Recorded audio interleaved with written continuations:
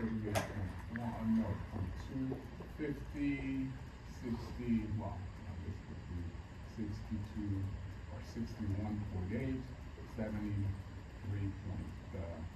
something like that, 100. Anyway, you would show on top of everything, so nothing much. I mean, if you were able to show your annotations, you should be able to show the lines that represent, and you can specify that your line should be dashed, or it should be solid, or how thick. You can do any of that kind of stuff. So I'm just drawing something. And what we will want to do is to count the confirmation. We talked about confirmation, did we not?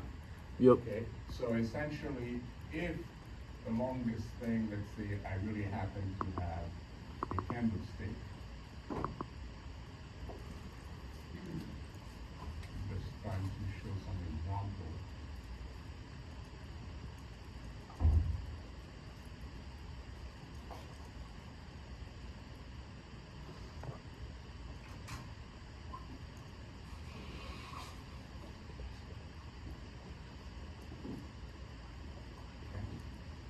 So,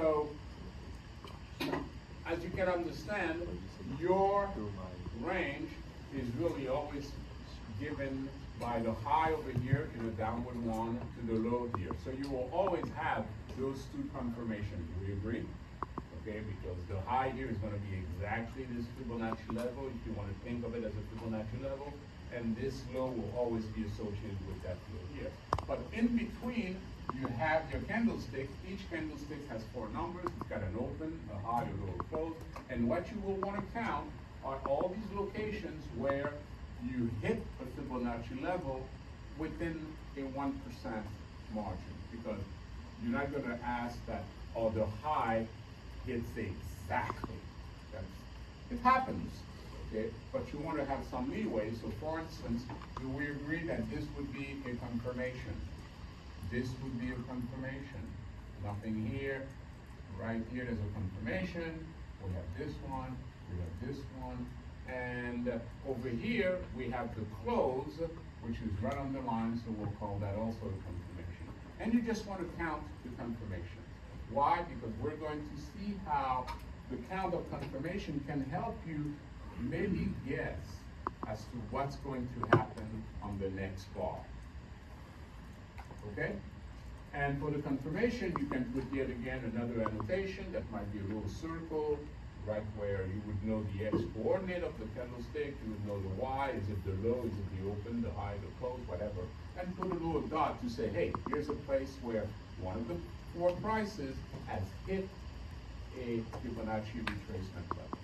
Okay? Now, a little question for you. If I had, let's say, a coin that I was tossing, and I had no reason to believe that there's anything wrong with that coin, what would you expect the percentage of heads to be? 50, okay? And so if I toss that coin 100 times, suppose I told you I got 52 heads, would that make you suspicious of the coin? No. No, it's close enough to, because we know that the 50-50 doesn't mean that you're always going to get half head. You're going to get close to that. At what point, suppose I tossed the coin, I flipped it 100 times, at what point in terms of number of heads would you say, something is odd with this coin? If you got 50, 51, 52, when would you become suspicious? 75. 75? Yep. You have a high threshold, I say. Anybody else? Depends on how many tests you do. 100. Well, we did 100 heads. 60? You said 60? Yeah. Okay. Now you're saying, hey, I'm expecting 50, but I'm like 60. That's something like 1.1 time. Yeah. So 75, 60. Anybody else? Excuse me? Yeah, you said 30? So you're having less. So in the opposite direction, too few heads, okay? And indeed, there is some point. So now let's go into something a bit more specific. if we look at our Fibonacci levels, okay, and let's say I'm going to extend it to show something. So here's my Fibonacci level. I want to know when I hit this, but we don't want to do it exactly. That would be too demanding. So we put a 0.5% and a 0.5% around it, so that really now my target area, if you want, is 1%. And by the way, it's 1% of what? It's 1% of the range. Okay, not 1% of the price, but 1% of the range. Okay? Now, also, let's understand that at the top, we're only using the bottom because we're not allowed to go above. And at the bottom here, we're only using this part. Okay? Over here, we're only using this part, which is 0.5%. Do we agree? And 0.5% over here. Okay? Now, all the others, we are using a full 1%, so 0.5% on the other side, on either side of the Fibonacci. So tell me, our target area is this guy, 0.5%, 1%, 1%, 1%, 1%, 1%, 1%, 0.5%. What's the total percentage of our target area? This is me? 6%. Okay, so if I were to take a price randomly, it's a dart, I throw it over there at this board, what's the probability that I'm going to hit one of those target areas? 6%. Okay? If I threw 100 different prices, how many of them would I expect to fit in any of those areas? 6. Okay. Let's take a look at, well, we would have to look at something real, we will.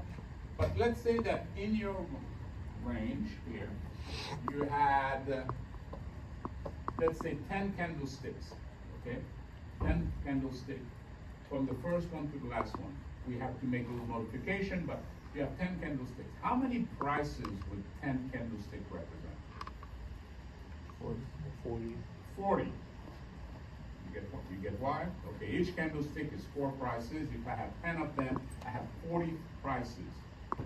If I throw my 40 prices and I'm expecting 6% of them to hit, how many total hits would you expect?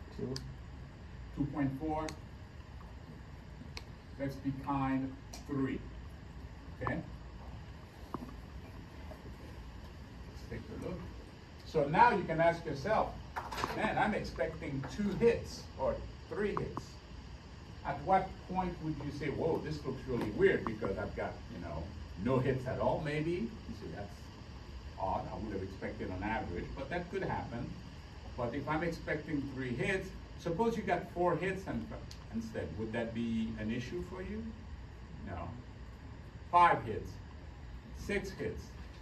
Okay, let's talk in ratios. Let's say you got twice as many hits as you expected. Would that be an issue? Twice? I would start wondering a bit, but okay. Let's say you got 3 times as many hits. So instead of the 2 that you expect, you got 6. Okay, that's what 3 times would be. You might start asking yourself questions. And if you repeated this experiment a lot of times, and you found that, oh my God, I tend to hit these levels a lot more often than statistics say I should. If really prices were just some random thing going up and down, and I should only be hitting this thing 6% of the time, why am I hitting it, maybe less than that. Even if, let's say you found that you never hit those, you hit elsewhere but never hit those, that would still be important information because the stock will never hit those prices, so therefore you would know not to expect it, not to place orders there and things of that nature. So knowing one way or the other is always a good thing. So let's see if we can get this thing going. Because the whole idea is, hey, let's try to predict things. And if I knew that somehow I hit this price, I don't know, 90% of the time, you can start formulating a strategy to take advantage of that and make some money. Okay? So again, in your project number 3, one of the final things you will be asked to provide is, let me just make sure I have this working, to draw the Fibonacci levels, to draw the little dots that represents the confirmations, okay, and to count how many confirmations you have. Now notice that you have most of this done when it comes to drawing the rectangle and the diagonal line. So now you need to add those horizontal lines. You know the range, okay? And if you know the range, then you can figure out where these lines are. Once you have these lines, you can go to each candlestick and say, let's take a look at the open and see how far the open is to this Fibonacci, this one, this one, this one, this one, and so forth. And if I'm ever within a percent of it, boom, I want to count it as a confirmation. Okay? Nothing. All right, let's see if my thing will cooperate with me and run. Just, I have to get this whole thing running.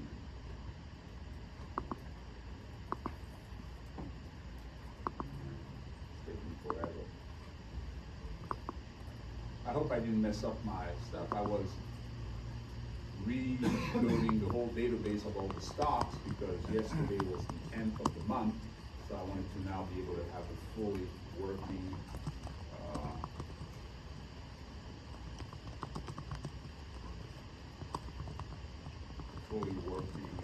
set of data, but I don't know if it messed it up. Okay, that's good. Let me just get it to load a couple of things, and then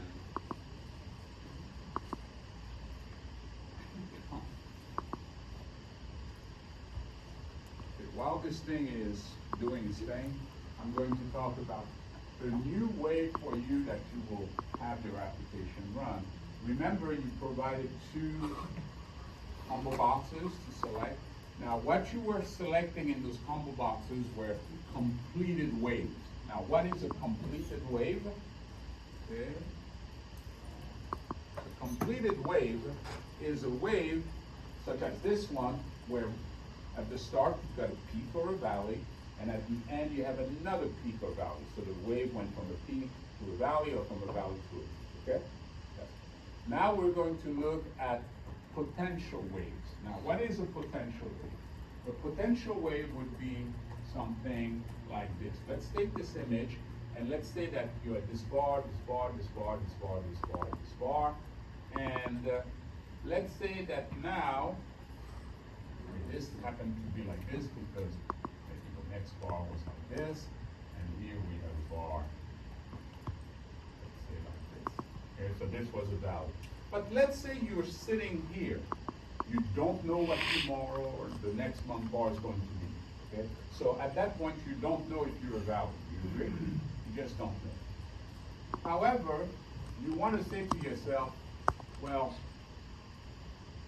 maybe next month will prove to be a bar like this, and therefore we will be a valley. So let me assume that this is going to be a valley. What does the picture look like at that point? Okay? So this would be a potential wave. You're sitting here, you're sitting at this bar, let's say that's today, you have no idea. In fact, this bar, I could represent this wave. I don't know what the month of April bar is going to be like, okay? But I can look back from a peak or from a valley. So in these tentative or potential wave, we still have to start with a peak or a valley. So we go back, find a peak or a valley, and we say, hey, I don't know what tomorrow is going to bring, what kind of bar the next bar is going to be. If this is daily bars, that would be tomorrow's bar. If these are weekly bars, what's going to happen at the end, by the end of this week, and so on. But I'm going to assume it is a peak or a valley. Then I want to draw the same picture. Okay? Now, how are you going to do that, given that your combo boxes are only giving you the completed ones, okay, the ones that go from the peak to the valley or from the valley to the peak? Well, you are going to draw rectangle of what you want to pick. Meaning that you're going to say, bring your mouse and you're going to say, I want to start here. You're going to click on the mouse. You're going to drag the mouse to where you want and you let go, and that's going to represent what you want. That's what they call rubber banding, and you might have used it in some applications where if you want to, like for instance, in the Designer, if you want to grab a group of controls, how do you do it? You know, you click and you grab all of those, and how do you know that they're in it? Because as you're dragging, you see a rectangle grow. You're going to be doing that, okay? That way, you'll be able to say, okay, I want to analyze what goes on. And you know, you will always want to start at a peak or a valley. So you're going to say, I'm going to start here. And you don't have to be exactly on it. Your thing can figure out is, you know, where you click. Let's say I click here, you know, what's the closest thing that's a peak or a valley next to that, okay? If you click somewhere, you can get from the chart, hey, where is that? And what's closest to the peak, the valley? Yeah, there's a peak, okay, good. So, and then it can say, okay, I'm going to start here, and you're going to drag, drag, drag, and when you get to where you want to stop, you can let go, and that's going to give you a rectangle between that particular candlestick and this candlestick. Okay. Once you have that rectangle, you're going to say, I'm going to assume that that's my wave. You'll have to make sure that it is a valid wave. Okay. After all, if I have something like this,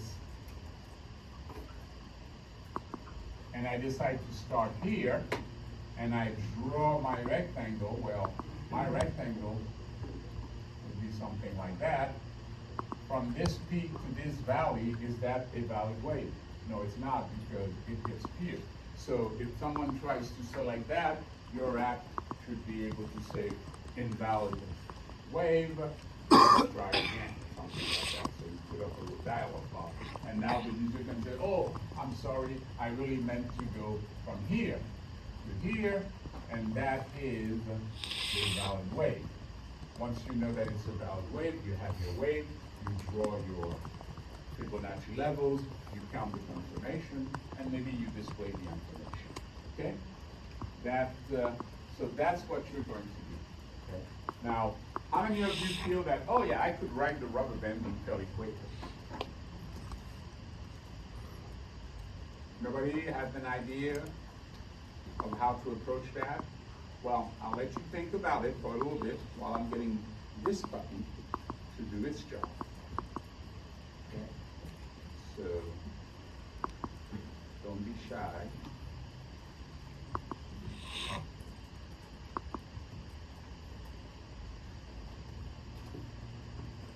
Think about how you would do rubber banding. And remember one basic concept. This is a user doing rubber banding, so everything would be based on events. So you might want to think about what events you would need if you're doing rubber banding on the chart. Okay? Think about that.